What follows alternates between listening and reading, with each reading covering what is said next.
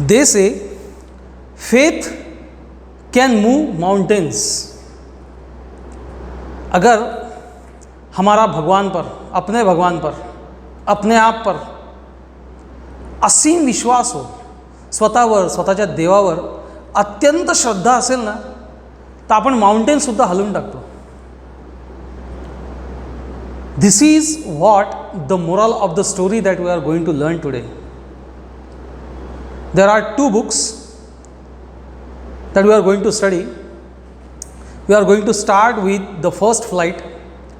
इसमें आपने देखा होगा कि there are almost 11 units I must say, क्योंकि उसमें एक में 2-2, 3-3 लेसन्स इंक्लूडेड है.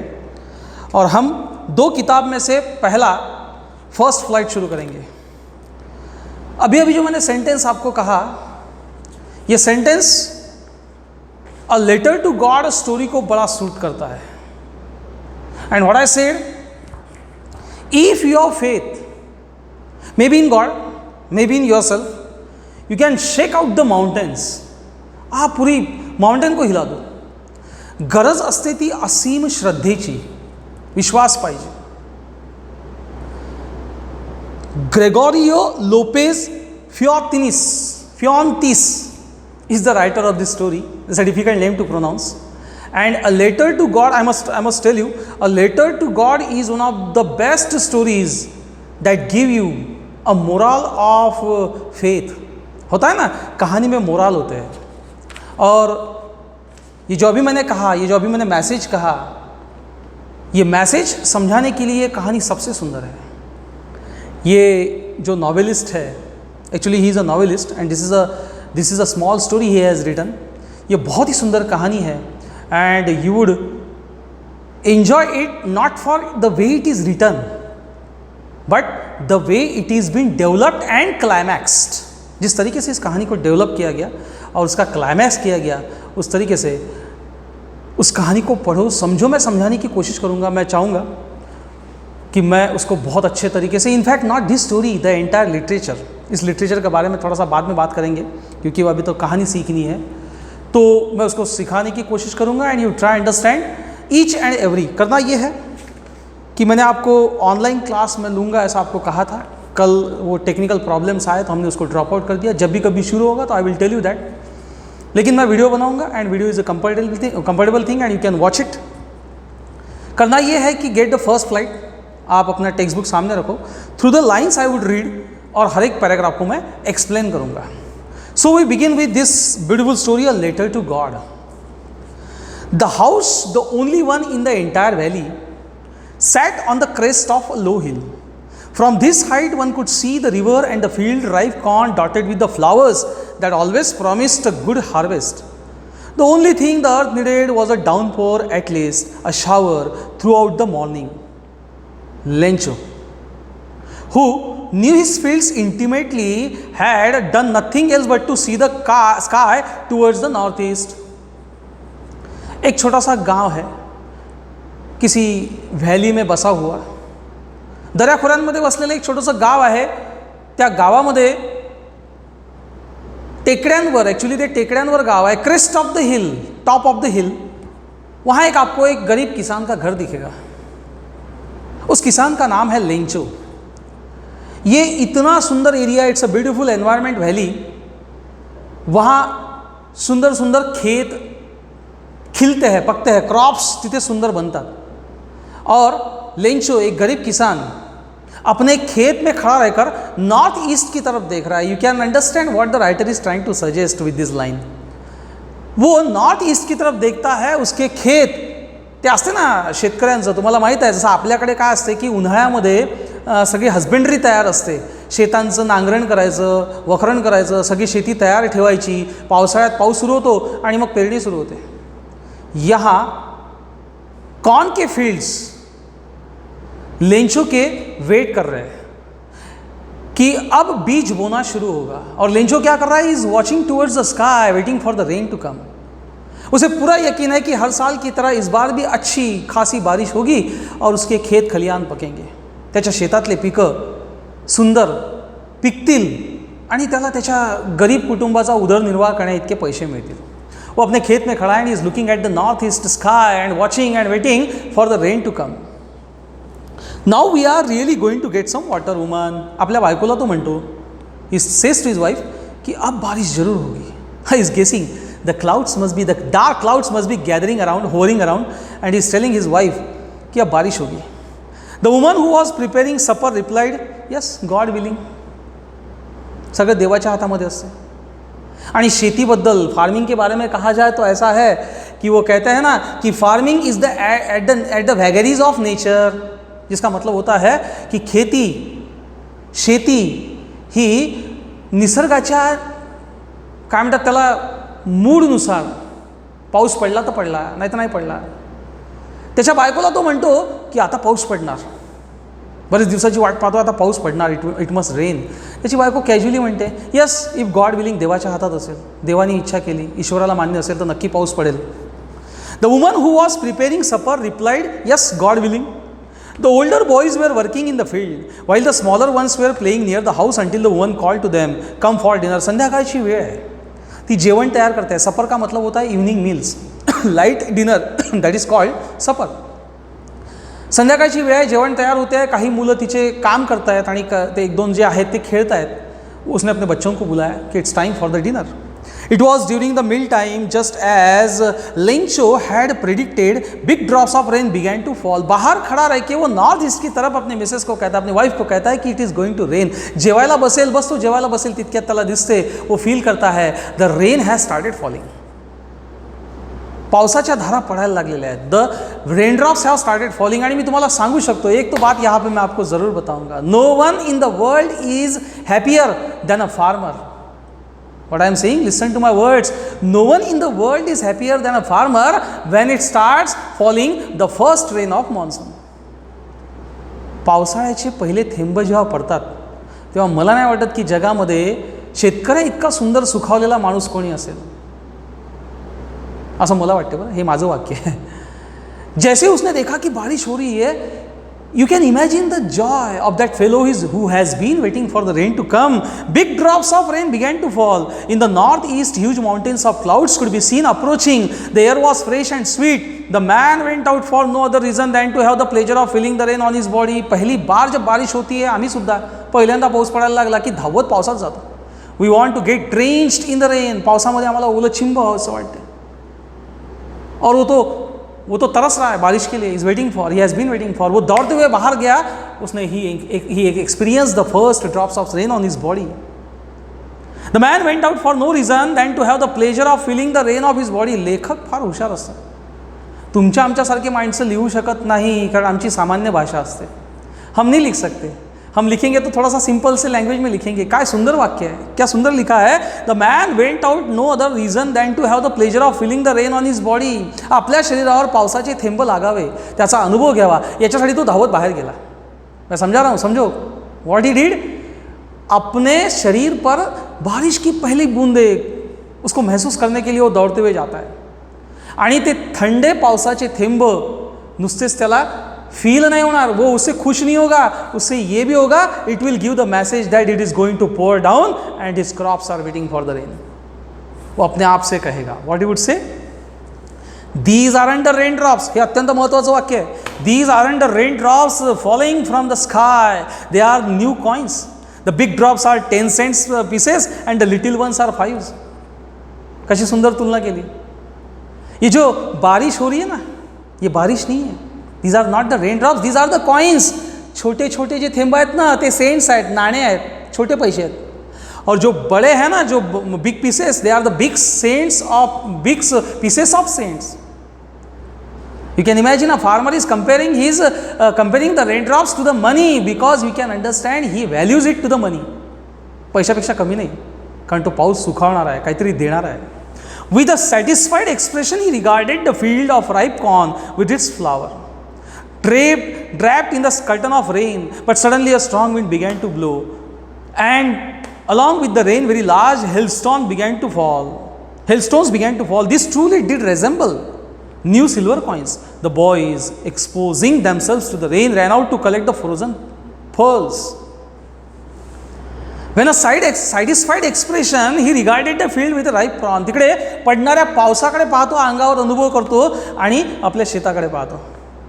वहाँ जो कॉर्न फील्ड अभी खिलने वाली है ना, उसके छोटे छोटे फूल आए हुए हैं, उसका कॉर्न फील्ड अब बहरेगा, rather it will get flourished, bloomed. त्याच्यावर आता सुंदर ते पीक उगवायला लागेल. आणि तो पाहतो आणि अचानक all of a sudden his merriment turns to sadness. अभी अभी बारिश शुरू हुई थी, वो बारिश तूफान में बदल जाती है. ही नेवर रियलाइजेस, उसको पता नहीं चलता की वो अचानक बूंदे हेलस्टॉर्म में टर्न होगी. तुम्हाला हेलस्टॉर्म म्हणजे काय माहीत आहे? आपण काय म्हणतो त्याला मराठीमध्ये? गारा पड़ने, हिंदी में कहते हैं ना ओले गिरना. तो अचानक वो बारिश हेलस्टॉर्म में कन्वर्ट हो गई. और वो हेलस्टॉर्म को देखकर मुलांना आनंद असतो, बच्चे बड़ा खुश हो जाते हैं. ते जे जेवायला बसणार होते, खेळत होते, जेवायला जाणार होते, ते बाहर धावत आले. उन्होंने वो हेलस्टॉर्म जमा करना शुरू कर दिया. वो खेलने लग गए, वो बड़े खुश हो गए. खुश नहीं होगा, Lencho would not become happy, क्योंकि उसे पता है अब तो बारिश की ज़रूरत है, हेलस्टॉर्म की नहीं. हेलस्टॉर्म यू नो दैट, तूफानी हेलस्टॉर्म जर आलं ना तर शेताला तहस नहस करून टाकते. अगर ये हेलस्टॉर्म ऐसे ही चलता रहा तो उसका वो जो कॉर्न फील्ड है वो पूरा तहस नहस हो जाएगा. त्याच्यावर आत्ता नुकतेच फुलं आलेले आहेत, बहरलेले आहेत, त्याला पावसाची गरज आहे. वो देख रहा है कि ये रुकना चाहिए, must be praying. It's really getting bad now. अक्षरशः ते आता सिल्वर कॉइन सारखे दिसायला लागलेले आहेत. And it's getting bad now. Exclaim the man, I hope it passes quickly. It did not pass quickly. वो वहाँ थोड़ी देर तक खड़ा रहता है और प्रे करता है कि गॉड इट मस्ट स्टॉप, ये रुकना चाहिए, ये रुकना चाहिए. वो नहीं रुकते. Hailstorms never stops. It did not pass quickly for an hour. The hails drain on the house. 5 मिनिटात जरी गारा पडल्या तर सगळं तहसनहस करून टाकते, तुम्हाला माहीत आहे. You know it. 1 घंटे तक वो हेलस्टॉर्म चला. It did not pass quickly for an hour. The hails rained on the house, the garden, the hillside, the cornfield, on the whole valley. The field was white as if covered with the salt. इतनी hailstorm हुई कि उसके घर, उसका field, उसका घर, उसके घर का छत, पूरी वैली जो ग्रीन दिखती थी वो वाइट हो गई. You understand? The entire valley became white which the moment ago was a green. हिरवी कंच व्हॅली त्या हेलस्टॉर्मने पूर्ण पांढरी होऊन गेली. आप इमॅजिन कर सकते हो की हेलस्टॉर्म कितना भारी होगा, भयानक होगा, त्याच्यामुळे झालेलं नुकसान. Imagine. So the field was white as if covered with the salt. मीठा, जैसा कि नमक, किसने नमक बिखेर दिया, इतना white. Not a leaf remained on the tree. The corn was totally destroyed. पेड़ की तरफ देखो तो पेड़ पर एक पत्ता बचा नहीं है. और उसने अपनी खेत की तरफ देखा, जिस खेत को देखकर वो हर वक्त, हर मोमेंट खुश होता है कि उसका फूल अभी ब्लूम्ड हुए हैं. अब उसके आता त्याचं पीक वाढायला लागेल पाऊस येईल तर. वो 1 घंटे के हेलस्टॉर्म में खत्म हो चुके. It got destroyed. Not a leaf remained on the trees. The corn was totally destroyed. The flowers were gone from the plants. Lencho's soul was filled with sadness. When the storm had passed, he stood in the middle of the field and said to his son, a plague, locusts would have left more than this. The hail has left nothing. This year we will have no corn. सुरुवातीला मी तुम्हाला एक वाक्य म्हटलं, no one is happy in the world more than a farmer when it starts the first drop of rain. बारिश, monsoon की जब पहली बारिश की बूंदें होती है ना, दुनिया में शायद कोई इतना खुश नहीं होता होगा जितना किसान होता है. और उसके पैरेलल मैं आपको एक बात कहूँ अब, कि दुनिया में सबसे दुखी कोई नहीं हो सकता. nobody can be the saddest one other than the farmer. अगर वही बारिश ना हो और वो बारिश अपने खेत को डिस्ट्रॉय कर जाए. आता तसंच झालं. उसका पूरा खेत, खलियान उस हेलस्टॉर्म ने ख़त्म कर दिया है. What can a farmer do? शेतकरी काय करतो अशा परिस्थितीमध्ये? आमच्याकडचे शेतकरी आत्महत्या करतात. जेव्हा सगळं संपलेलं असते, दे कमिट सुसाइड. त्या पलीकडे ते काय करू शकतात? They take loans. बहुत सारा लोन वो अपने कर्जा करके रखते हैं. एक पेरणी, दुसरी पेरणी, 1 प्लोईंग, 2nd प्लोईंग, अशा 2-3 दुबार तिबार पेरण्या होतात. थकून जातात, कंटाळून जातात, गरिबी असते आणि स्वतःला झाडावर लटकवून घेतात, शेतामध्येच मरतात. This is a very sad site. मला त्याच्याबद्दल आता बोलायचं नाही, लेकिन लेंचो की कहानी, लेंचो की स्थिति, अब इस सिचुएशन में लेंचो की सिचुएशन उस हमारे किसान से भी कुछ अलग नहीं है ना. What you would do? ज्या आकाशाकडे पाहून तो प्रार्थना करत होता, हॅपी झाला होता, आपल्या देवाचा धावा करत होता, त्या आकाशाने आता पाऊस द्यायचं हेलस्टॉर्म दिले होते. वो हेलस्टॉर्म उसके खेत को ख़त्म कर चुके हैं. लेंचो's soul was filled with sadness. What you would do? वो रोएगा,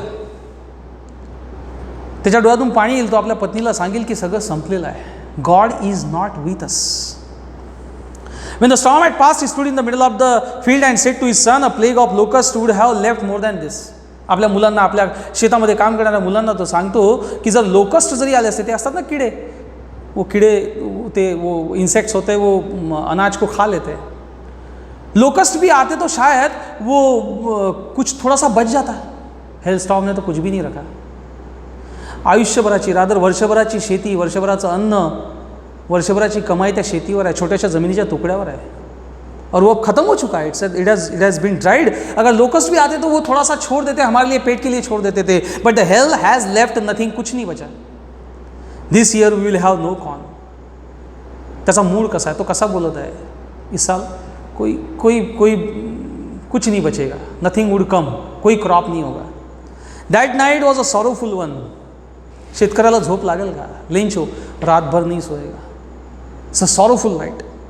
all our work for nothing. एक किसान, या लाईनचा अर्थ सांगतो आहे मी तुम्हाला, युनिव्हर्सल आहे. एक किसान दिन रात मेहनत करता है, और दिन रात मेहनत करने के बाद वो क्या कहता है? All our work for nothing. मेहनत करने के बाद हाथ में क्या बचा? कुछ भी नहीं. Is God that cruel? Is nature that brutal? कुछ नहीं बचा है. Nothing is left. म्हणजे त्या पिकातून पैसे कमवणं तर सोडा, वर्षभराचे आपल्या मुलांचे पोटं भरण्यासाठी सुद्धा अनाज भेटणार नाही. All our work for nothing. There is no one who can help us. और कोण हेल्प कोण करणार? त्या गरीबाला कोण हेल्प करणार? We all go hungry this year. म्हणून तो आपल्या मुलाला सांगतो. त्यांनी सेपरेटली तिन्ही वाक्य म्हटलेले आहे. ते वाक्य तुम्ही पुस्तकात पहा, सेपरेट आहेत, त्याचेच वाक्य आहेत. उसी का डायलॉग है वो. All our work for nothing. पूरा काम, पूरी मेहनत, it is wasted. There is no one who can help us. और कोई मदत नहीं करेगा. कोण येईल? देव येणार आहे मदत करायला. We all go hungry this year. उपाशी मरावं लागेल. A poor farmer will not see his young ones, his sons die. But in the hearts of all who lived in that solitary house in the middle of the valley, there was a single hope, help from God. और इस सब इसमें ray of hope. A faith can even help you to move the mountain. आपकी भगवान पर जो असीम श्रद्धा, भक्ति ज्याला म्हणतो, वो होती है ना, वो आपको माउंटेन को भी हिला देने का काम कर देगी. इतक्या सगळ्या डिस्ट्रक्शनमध्ये त्याला सुचते, त्याला माहीत आहे देवानं मला घडवलं आहे. God has made me, so there is only one hope, and that is God. God is going to help me. He is thinking of that. But in the hearts of all who lived in that solitary house, म्हणजे त्या घरामध्ये जितकेही लोक होते, ते काही खूप करत नाही, बहुत सारे घर नहीं वहाँ पे, उसका एक दो घर, उसके बीच में इसका घर, त्या घरामध्ये खूप सारे त्याची ते मुलं, मोठी फॅमिली, उस पूरे घर में, उस पूरे एरिया में, ये उस पूरे घर में ये अकेला. हार्ट ये सोचता है कि no, this will not be the thing. I will not let my children die like hungry people. क्या होगा फिर? God will help me. But in the hearts of all who lived in that solitary house in the middle of the valley, there was a single hope, that is help from God. Don't be so upset even though this seems like a total loss. Remember, no one dies hunger. माहित है ना, पता ही है कि इंसान कभी भूखा नहीं मरता. Man never dies hungry. Let me see the time, because video should not go too long. अगर मैं पूरे लेसन का वीडियो बना दूंगा तो शायद आपको बहुत सारे MB स्पेंड करने पडेंगे. इसलिए let me manage the time. आपण 2 टप्प्यामध्ये शिकलो तरी लेसन चालेल. Don't be so upset even though this seems like a total loss. Remember, no one dies of hunger. वो अपने आप को समझाता है. मी तुम्हाला काय सांगितलं आहे? श्रद्धा है, विश्वास है, फेथ है. वो अपने आप को समझाता है कि ऐसा नहीं हो सकता. One cannot die of hunger. कोई भूख से नहीं मर सकता. वो कम से कम वो तो अपने बच्चों को भूख से मरने नहीं देगा. What you would do? He has had the faith in God, strong faith in God, कि भगवान कुछ करेगा. Don't be so upset even though this seems like a total loss. Remember, no one dies of hunger. हे जे वाक्य मी काही सांगतो ना, याला insist करा, लक्षात ठेवा. That's what they say, no one dies of hunger. दुनिया कहती है, पूरी दुनिया कहती है कि कोई भूख से नहीं मर सकता. भगवान उन्हें भूख से मरने नहीं देता. Definitely not. All through the night, Lencho thought only of his one hope, the help of God, whose eyes, as he had been instructed, see everything, even what is deep in one's conscience. ये line बहुत important है, मुझे इसको फिर से पढ़ने दो, आपको बताने दो. All through the night, Lencho thought only of his one hope, the help of God, whose eyes, as he had been instructed, see everything, even what is deep in one's conscience. Lencho was an ox of a man. पाता है, देख रहा है ना, भगवान उसे देखता है, उसे पता है कि God is watching from the skies, from somewhere, from the cosmos, God is watching him. और वो देख रहा है तो वो अगर उसने बुरा किया तो भला भी कर देगा, वो मरने नहीं देगा. हाँ, at the same time, this is very true, at the same time Lencho is an ox of a man. फार सुंदर वाक्य अंडरलाइन करून ठेवा. किसान अपने खेत में दिन रात मेहनत करता है ना, वो खेत में काम करने वाले जो बैल होते हैं ना, वो कितनी मेहनत करते हैं. हाँ, वो मेहनत करते हैं, उसके साथ में उसका मालिक, उसका किसान मालिक भी मेहनत करता है. और लेंचू की हालत तो ऐसी है कि he himself has become an ox of a man. Understand the line, meaning of the line. He himself has become an ox of a man. बैल करून टाकलाय स्वतःला त्यांनी, दिवस रात्र. मीनिंग ये है कि उसने दिन रात अपने खेत में इतनी मेहनत करी है. वो एक्सपेक्ट करेगा कि बारिश आएगी, अनाज बनेगा, and he will become happy, will keep his his family alive. लेकिन सब कुछ खत्म हो चुका है, खत्म नहीं हुआ है, because he has a faith, strong faith in God. क्या होगा? What would happen?